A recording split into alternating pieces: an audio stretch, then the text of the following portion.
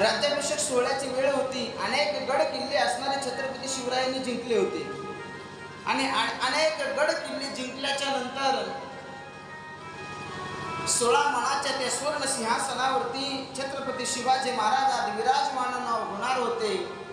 थाटामाटामध्ये तो राज्याभिषेक सोहळा संपन्न झाला आणि त्या सोहळ्यासाठी, राज्याभिषेक सोहळ्यासाठी या जगामधले अनेक असणारे राजे महाराजे त्या सभेमध्ये उपस्थित होते.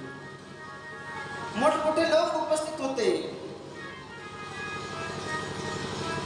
स्वराज्याचा राज्याभिषेक सोहळा संपन्न झाला आणि संपन्न झाल्याच्या नंतर माँ जिजाऊ असणारी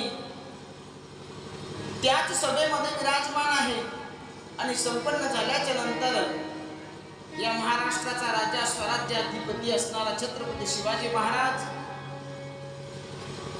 जिजाऊ मातेचं दर्शन घेण्यासाठी गेले आणि जिजाऊ मातेचं दर्शन घेण्यासाठी गेल्याच्या नंतर खाली वाकले. जिजाऊ मातेचं दर्शन घेत असताना अंतकरण गहिवरून आलं आणि डोळ्यामधून अश्रूच्या धारा असणाऱ्या जिजाऊच्या चरणावरती छत्रपतींच्या पडल्याबरोबर जिजाऊ मातेने ओळखलं, अरे बाळा काय रडतोय शिवबा. त्यावेळी छत्रपती शिवाजी महाराजांचे उद्गार आहेत. छत्रपती शिवाजी महाराज म्हणतात, मा सर्व काय आहे.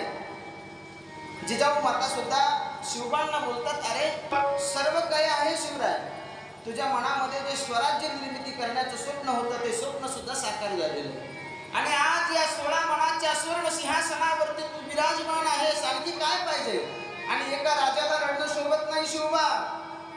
त्यावेळी छत्रपती शिवराय जिजाऊंना म्हणतात, मा एका राजांना रडणं शोभत नाही, हे खरं आहे मा, पण मा आज या असणाऱ्या राज्याभिषेक सोहळ्यासाठी अनेक राजे महाराजे या ठिकाणी उपस्थित आहेत. आज अनेक दिग्गज व्यक्ती या ठिकाणी उपस्थित आहेत.